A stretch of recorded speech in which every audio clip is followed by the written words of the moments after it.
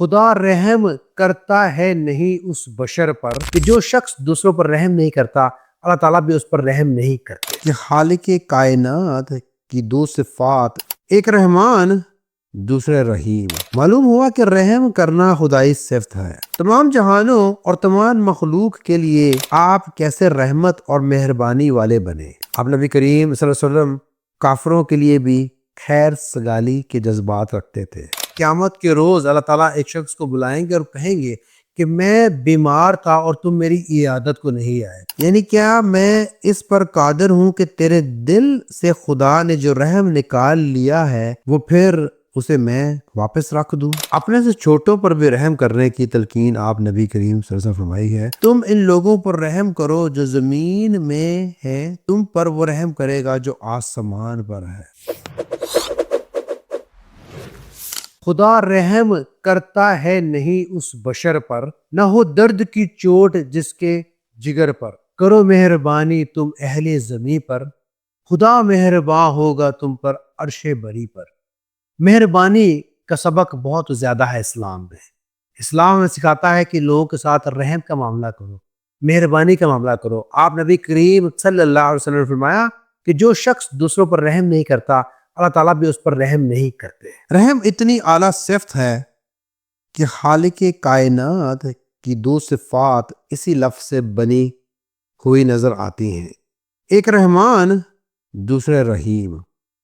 ہم جب بھی کوئی کام شروع کریں تو ہمیں نبی کریم صلی اللہ علیہ وسلم نے ہدایت فرمائی کہ پہلے بسم اللہ الرحمن الرحیم پڑھ لیا کرو، جس کا ترجمہ یہ ہے کہ میں شروع کرتا ہوں اللہ کے نام سے جو بڑا مہربان نہایت رحم کرنے والا ہے۔ معلوم ہوا کہ رحم کرنا خدائی صفت ہے۔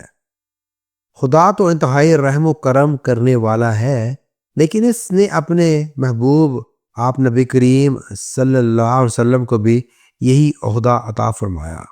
وہ فرمایا وَمَا أَرْسَلْنَاكَ إِلَّا رَحْمَةً لِلْعَالَمِينَ، اور ہم نے آپ کو تمام جہانوں کے لیے رحمت بنا کر بھیجا۔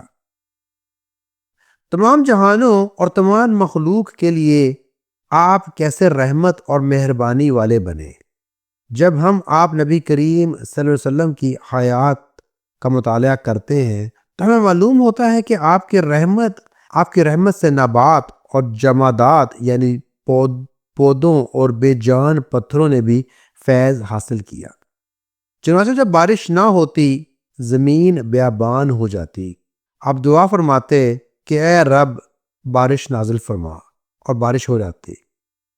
اس سے مردہ زمین بھی زندہ ہو جاتی۔ آپ نبی کریم صلی اللہ علیہ وسلم نے جانوروں پر بھی انتہائی رحم فرمائے۔ اسی وجہ سے آپ نے جانوروں کو باہم لڑا کر تماشا دیکھنے سے منع فرمایا ہے۔ زمانہ جاہلیت میں شکاری جانوروں کو باندھ کر انہیں نشانہ بناتے تھے اور تیر اندازی کی مشقیں کیا کرتے تھے۔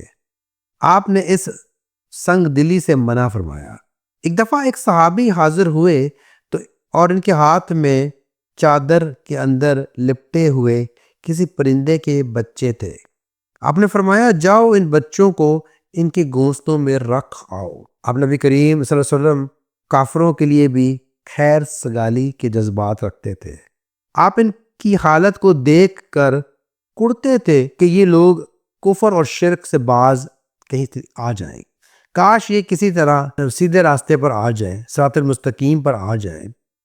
کافروں کی طرف سے بدسلوکی اور تکلیف کے باوجود آپ نے ان کے حق میں صرف دعا ہی فرمائی ہے۔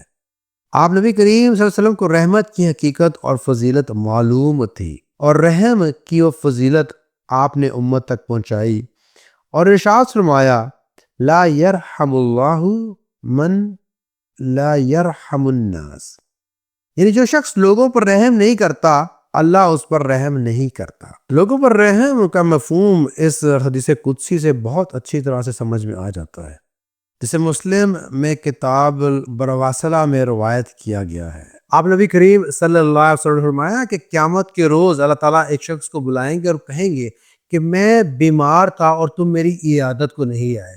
تو بندہ بولے گا اے رب العالمین آپ بیمار کیسے ہو سکتے ہیں؟ آپ تو رب ہیں، آپ کیسے بیمار ہو سکتے ہیں؟ تو اللہ تعالیٰ فرمائیں گے کہ میرا فلاں بندہ بیمار تھا، اگر تو اس کی عیادت کو جاتا تو مجھے وہاں پاتا۔ پھر اللہ تعالیٰ بولیں گے کہ میں بھوکا تھا، تو نے مجھے کھانا نہیں پوچھا۔ بندہ پھر بولے گا کہ اے رب العالمین، آپ تو رزق دینے والے ہیں، آپ بھوکے کیسے ہو سکتے ہیں؟ تو اللہ تعالیٰ فرمائیں گے کہ میرا فلاں بندہ بھوکا تھا، اگر تو اس کو کھانا کھلاتا تو مجھے وہاں پاتا۔ پھر اللہ تعالیٰ بولیں گے کہ میں پیاسا تھا، تم نے مجھے کچھ پینے کو نہیں دیا۔ تو پھر بندہ پھر بولے گا اے اللہ، آپ پیسے کیسے ہو سکتے ہیں؟ آپ تو پوری دنیا کو پلانے والے ہیں۔ تو اللہ تعالیٰ فرمائیں گے کہ میرا فلاں بندہ پیاسا تھا، تم اگر اس کی پیاس بجھاتے تو تم مجھے وہاں پاتے۔ بچوں پر شفقت بھی رحمت کے جذبات کی ترجمانی کرتا ہے۔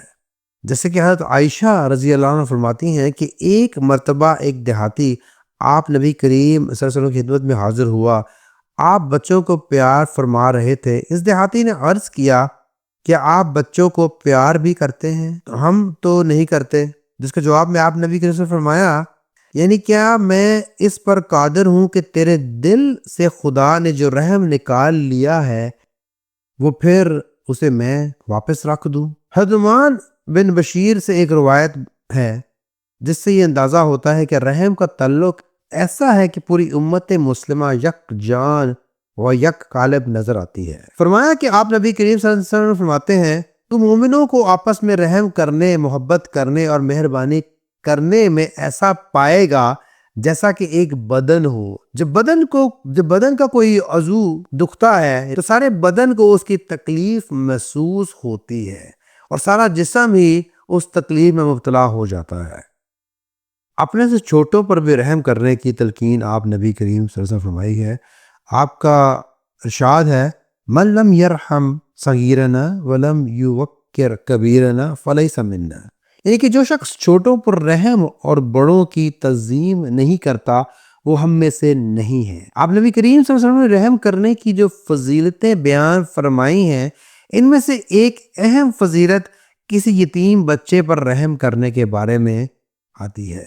آپ فرماتے ہیں، جو شخص خدا کی خوشی حاصل کرنے کی خاطر کسی یتیم بچے کے سر پر ہاتھ پھیرے تو یتیم بچے کے سر کے ہر بال کے عوض اس کے برابر اس کو نیکیاں اللہ تعالیٰ عطا فرماتے ہیں۔ آپ نبی کریم صلی اللہ علیہ وسلم فرمایا، تم ان لوگوں پر رحم کرو جو زمین میں ہیں، تم پر وہ رحم کرے گا جو آسمان پر ہے۔